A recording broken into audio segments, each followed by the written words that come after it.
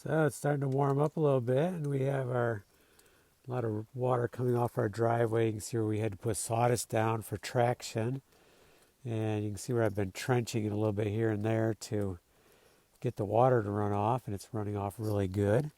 So I thought I would point out, oh, here's Ava and Maya watching. Wanted to point this out because this is something that's going to change. We want to change this whole thing. Instead of a eaves trough, we want to take it out further, another 4.5 feet out here.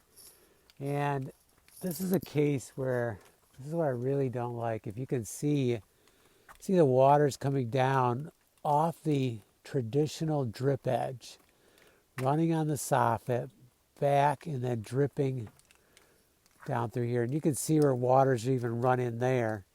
So we're going to have to take a look at that. Well, we're going to be able to tell when we screw into it how, if any, there's damage of wood, but there may not be. It may be just the vinyl that it's happening to.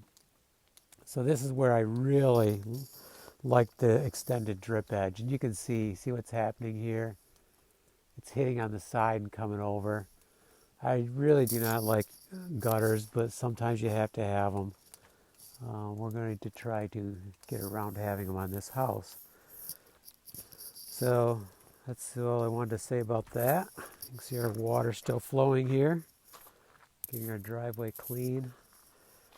Now I'm going to go back in the wood shop because it's just not that nice out here that I want to start an outside project. But you can see a lot of water's coming off the roof. So it's going to look a lot different if we do all the work this summer that I plan on. This is going to look very different. Extend all the roof over that and have a carport there. Okay, let's get to the wood shop.